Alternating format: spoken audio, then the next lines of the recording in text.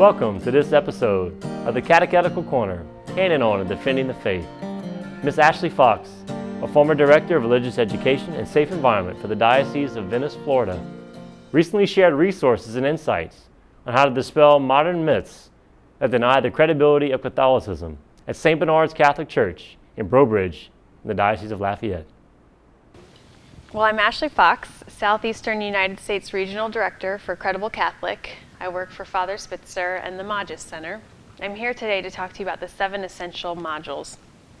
Before I do, I'll just tell you a little bit about me so you kind of know who you're listening to. I, prior to this position, was the Diocesan Director of Religious Education and also wore the second hat, Diocesan Director of Safe Environment, for the Diocese of Venice in Florida. So when the second abuse scandal hit, I was overseeing the Safe Environment Office for that diocese. I was born and raised Catholic and left the church as soon as I could, essentially. I went to a Catholic all-girls school in Connecticut. This is where I was from. And I didn't find that the Catholic faith had any substance to it. I wasn't being taught apologetics. I wasn't really even being taught catechesis the way I think I preferred to be taught. I was on my own initiative studying Socrates and Plato and really in-depth philosophy and theology. And so I left the church to go find the truth. I went through a whole milieu of religions. I started out as a Buddhist, Confucianism, Taoism, signs of spirituality, until I didn't think that the substance could be found there, maybe the spiritual aspects, but not the substance itself. I became a nun, but the term wasn't available to me at the time. I just called myself spiritual and not religious. So I didn't go to any religion, and I was spiritual, but not religious, which is what we have today in mass quantity. I then came back to Christianity through a Southern Baptist church in a small town in Virginia, so more closer to Tennessee. Then from Southern Baptist, I went through Episcopalian, non-denominational, All Souls, multiple different Christian denominations before I realized, because of the priesthood, actually, and their authority in the spiritual realm, that the full truth, the fullness of the truth, is here where I had left. And so I came back in full force. I was working in a law firm downtown Washington, D.C. at the time. I left the for-profit sector, jumped into the not-for-profit sector, and haven't looked back. I started volunteering as a youth minister in a parish. I had no theological formation, and went from youth minister to parish secretary, parish business manager. I wanted to go into education, so I got a master's in theology and catechetics from Franciscan University of Steubenville, so I could become a parish DRE. And that's what I did. I became a parish DRE right on the corner from where my family lived in Northern Virginia, and I oversaw a program of K through 12th graders, 1,200 students. We had about 200 catechists, and of course the aides as well. There were 60 nationalities, and so 13 languages spoken. It was very large, 16,000 parishioners. I was the parish director there for 4 years before the diocese asked me to start doing work for them for the catechetical office. This was Diocese of Arlington, Virginia. And then I moved down to Florida, where I've been the last 3 years before being recruited into this organization. If I was going to leave the church hierarchy, I was only going to join Magis, because the reality is that we are losing students at a 1.6% attrition rate, which is so severe that in 5 years, 50% of those who were in our schools as young children and baptized will be gone.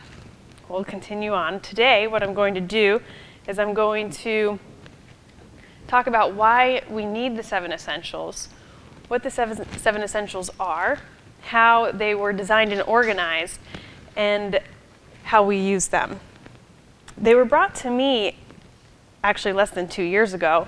I oversaw the Catholic schools, theology, religion courses, and then the chairs for the diocese, as well as the parishes, right? So the Office of Catechesis. So that's everything from RCIA, Adult Faith Formation, K through 12 sacramental courses, religious education. And Bishop wanted me to review the material to see if it was something that we should incorporate in our schools and our parishes. I took the material home that evening and was reading the PowerPoint presentations, was blown away. I hadn't seen anything that met the need of what I found in the classrooms and in the religious education classes. I jumped straight from the PowerPoint presentations to Father Spitzer's 2,000-page dissertation. Okay, 2,000 pages, which is where he developed this age-appropriate middle and high school level PowerPoints from. We implemented it in all of our parishes and schools over that year, quite similarly the way that we are right here, where people come to presentation, learn about it, and then incorporate it into the religious education classes as they see fit, because everybody knows their parish better than anyone else. Bishop Barron, what he was stating, what he points the USCCB to is Father Spitzer, incredible Catholic, for the material of what he was discussing today. What's been taking place over the last 4 years, y'all are familiar with the USCCB and how they congregate, all the bishops go. What Bishop Barron, Cardinal Dolan, and Cardinal Chaput have been doing the last 4 years is drafting a letter that they signed together, mailing that letter out to all the bishops in the United States prior to them attending the conference, asking them to come to Father Spitzer's luncheon where he presents this material. And then the bishops here go back to their diocese and then ask us to come into their diocese. So right now we're in 107 dioceses in a year and a half because it meets that need, which we'll get to. I did want to mention too, I've been on the diocesan playing field, if you will, the last three and a half years. And y'all are so blessed to have these two. I just wanted to highlight that because the average age for a diocesan in the Office of Catechetics today nationally is 60 to 65. There's going to be a large turnover and there's going to be a lot of jobs open soon. So I was the youngest, and then these two are also in the youngest range, and they are on the pulse. They're on the pulse of what we need. So I just wanted to say I haven't quite seen anything like what y'all have here in this diocese, and I think that you're really blessed. You know, I'd use the word lucky, but it's God blessing y'all, you know. So, okay, Father Spitzer.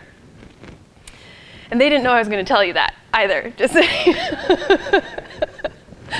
So Father Spitzer, has anybody heard of him before? Okay, that was a yes, no, that was, okay.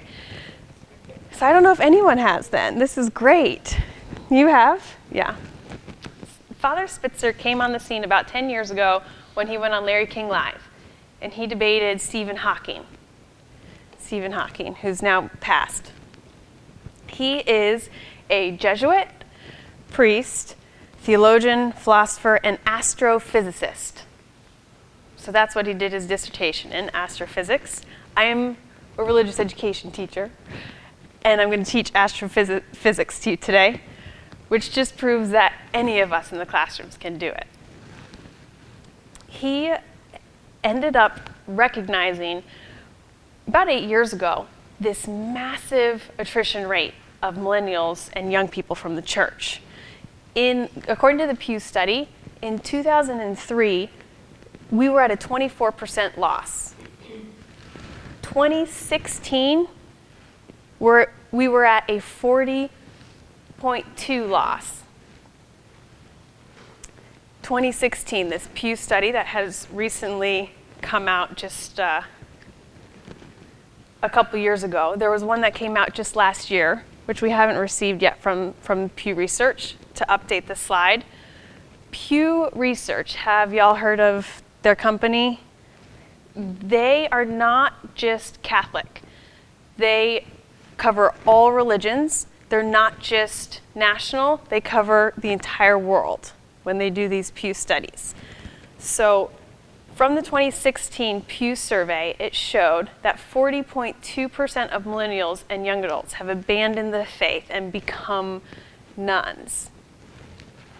This will grow to 50% in 9 years at the time, so that's 5 years from now if left unabated. That's 1.6% attrition rate.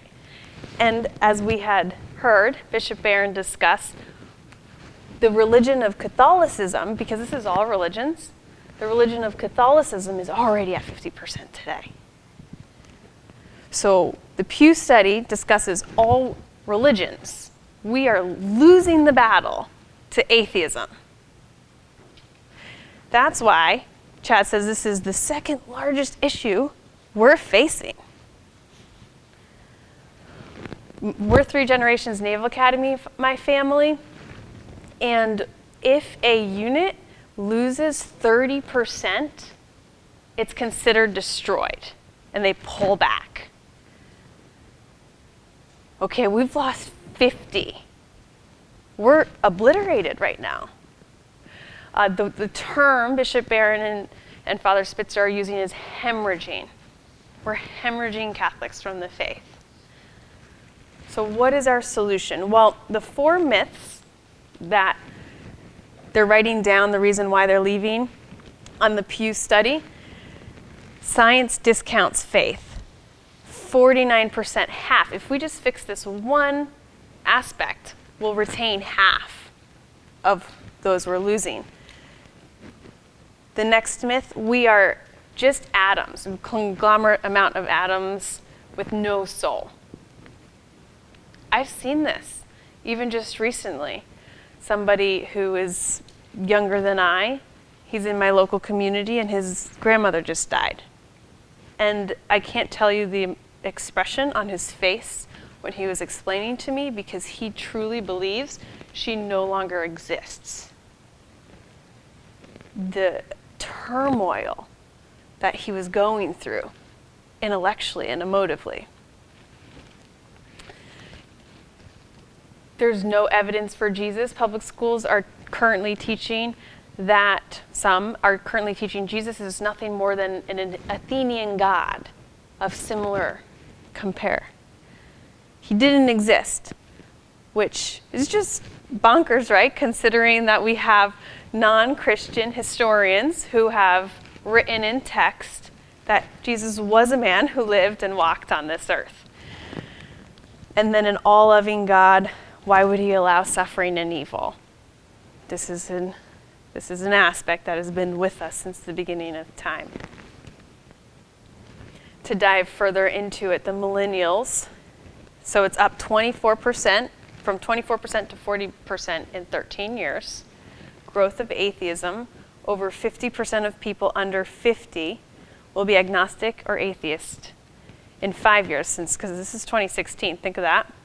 Also think of where the finances for our churches coming from when in 20 years or so. Exactly. That's actually what's on the national scale. Business managers are having meetings about what they're going to do about this massive financial crisis they're facing for the Catholic Church going forward. We're losing. We're going to lose half of our membership. Misinformation: 49% of millennials move from religion to none due to science, and then misunderstanding, doubts about the reality of Jesus and why would God allow suffering. Okay, so I have been working in religious education for about 12 years now. I understand it very well. What do our classrooms usually not have the best of? Technology, right? Wi-Fi access. Half of the classrooms didn't even have Wi-Fi access. They definitely did not have smart boards or TVs, etc., right? We know what we're working with. So typically, all I was able to give was a book. And I was on this, it was kind of like a television show last year with 7 children between kindergarten and 3rd grade, okay? So we're talking young kids, 7 of them. And I asked them How many devices do y'all have? Not your parents. You. 42. 42 in total among 7 children. That's average is 6 per kid. 5-year-olds to 9-year-olds. So we're giving them books, right? And here they've got 6 devices at home occupying their entire time.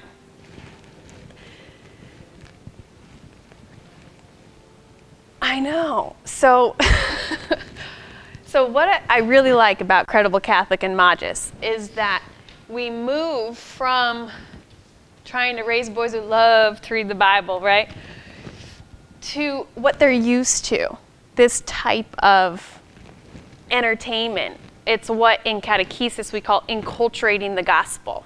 So Paul, when he walked into Athens, he pointed to an unknown God because Athenians, they had all of these different gods they worshipped, right? He pointed to the unknown tomb and he said, you don't know who that is, but I tell you it's the God of our fathers, the God of Abraham, Isaac, and Jacob. So he used something in their culture to then get catechesis into their minds and their hearts because they were open to their culture. So he used that doorway, enculturating the gospel.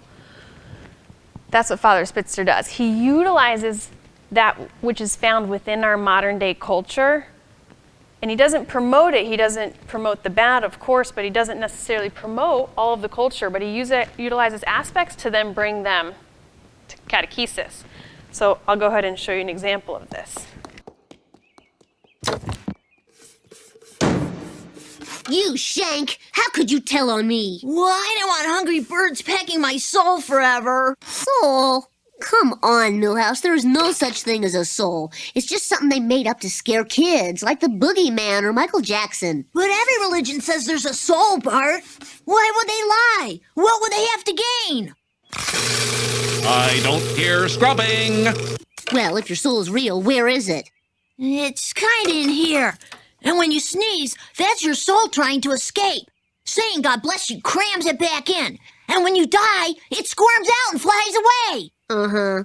What if you die in a submarine at the bottom of the ocean? Oh, it can swim. It's even got wheels in case you die in the desert and it has to drive to the cemetery. How can someone with glasses that thick be so stupid? Listen, you don't have a soul. I don't have a soul. There's no such thing as a soul. I know. Bart Simpson and Milhouse. So who do they represent here? Bart represents the culture and the students who are trying to convince Milhouse, who represents our religious education student, right? Trying to convince him that there's no such thing as a soul. And then Milhouse, how well did he argue back the Catholic faith? He couldn't, right? He just couldn't, he didn't know the accurate terminology. So that's what we call apologetics, right? Teaching kids apologetics in order to talk about their faith. So this is a slide that he pointed to earlier. These are our 7 essential modules. What Father Spitzer does is he starts with medical evidence on the existence of a soul. Because a lot of the kids sitting in our seats don't necessarily believe they have a soul. How the heck are we going to teach them about the Bible or anything else, right? What I like about the medical studies is that he utilizes near-death experiences, NDEs, and the catechist in me was, at first I was thinking, why are you using NDEs? But when I dove further into it, he utilizes medical journals, which it's extremely difficult to get into a medical journal. Just if any of y'all have any doctors or sons or daughters who are doctors in your family, you need it to be 80% accurate, and you need all of these witnesses to back it up, right? And these medical journals are what new up-and-coming and rising medical students are studying. So he utilizes these medical journals on near-death experiences, and particularly from doctors who don't have faith, who are writing that they cannot explain how their patient who went brain dead on the table, when he was revived, he or she was revived, was able to describe to you what took place in the room while they were clinically brain dead. Or even what had to be confirmed through a lot of extensive investigation, but what took place down the hall in a conversation that was being held. That piques the ears of the students. So yes, we have a soul. Then we move into God. Does God exist? We start with science, but we start with Big Bang Theory, BVG proof, second law of thermodynamics, entropy. All really big terms you'll know by the end of the day. To say yes, science does not discount faith. It's more reasonable to believe in God, in intelligent design. And 76% of scientists believe in intelligent design or a creator behind the existence of the universe. We also discuss philosophy, St. Thomas Aquinas' first mover principle. That's typically, as catechists, right, what we're used to when we start to enter into apologetics. What I like to say is this module 2 is the first mover principle updated to modern day language. Then God exists. Okay. Well, which God? That's a question that they have. We move into Jesus. We bring the historicity of those studies from the historians and the resurrection, the proof of his resurrection through the Shroud of Turin and the scientific evidence that has taken place within that shroud, just the miraculous happenings that they've been able to discover from the shroud itself to explain Jesus is God. And he rose from the dead, because without the resurrection of Jesus, we would not have our faith, right? There'd be no Christian religion. So then which Christianity? Because there's 33,000 of them. And that was my question when I was searching. I went through a lot of them. That's when we get to catechesis, what we're used to teaching. That's when we can finally get there. Talk about the church and Peter and the succession of popes, etc. And then the last two are what they have on their hearts every day. What's happiness? I want to be happy. How can I get it? Father Spitzer teaches 4 levels of happiness. The spiritual walk that we would more understand are the purgative, the illuminative, the unitive phases of the spiritual development of life. He breaks it down to their language, and he says there's levels 1, 2, 3, and 4 of happiness. Level 1 is pleasure. You eat a piece of pizza, feel good. Doesn't last though, does it? No. Level 2 is ego comparative.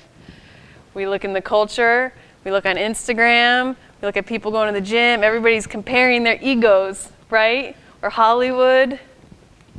What does everybody look like? How well do we look on the outside? We move from level 2 to level 3 is a larger gap, a larger jump. Level 3, contributive. How am I giving back? All of you are giving back with your careers, with what you've chosen to do with your lives. Contributive as a mode of happiness. Level 4, transcendence. Entering into that direct unitive contact with our Lord. Perfect family, perfect everything we want. Joy, peace, God. We walk them through the levels. Students are saying, oh, looking at Kim Kardashian, that's level 2 right there, what she's doing. They're developing it into their language. And then why would an all-loving God allow for suffering? We actually utilize a paraplegic who teaches this material. So what I'm going to do is, before we break, I'll just explain in short order format who backs us and the different materials that we do provide, then we'll take a break. The modules, they're flexible, They're easy to use, age appropriate. We have a 12+ version and a 15+ version. The 12+ version, just for those who are in media production and graphic design, 12+ version was developed after 15+. What does that mean? It means the middle school modules are more aesthetically pleasing because of the graphic design as opposed to the 15+. When I teach, I use the middle school modules because of those aesthetics. You can use the 12+ for adults. It's 85 to 90% of the same content, just so y'all know. We also have full Spanish version and website with all the material. So here's the difference, right? You see the difference? You see top left, 15+, lots of text, more of an older variation, 12+. Have we entered into places and tested this with students? Yes. With Cardinal Dolan's students in New York City, with students in Australia, and with students in, Texas, San Antonio. Now, Cardinal Dolan had sister go back to the high school where she tested this material because the results were that 94% of students surveyed said that these modules improved or greatly improved their faith. Which I don't know about you, but I've never heard of anything, I don't think, ever in religious education all these years. So he said, I don't believe that. So we sent sister back. This is Cardinal Dolan. And she came back and she said, Father, Cardinal, I think it's higher. I think that's low. Unreal. So look at this third, these are some quotes from the students that were beta tested. This last sentence in the third paragraph. More videos and more proof of scientific cases could continue to move students and convince them of a soul and God. That came from the student telling us we need to convince them of a soul and God. Arguments don't necessarily bring people to faith, but as you can see, they certainly can lead people away from it. Apologetics is not elevating the Catholic faith above all others. God's revelation in His deposit of faith has already done that. It's helping to remove obstacles for individuals to encounter Jesus Christ and become one with Him in His mystical body on earth, the Catholic Church. God love you, and we'll see you next time.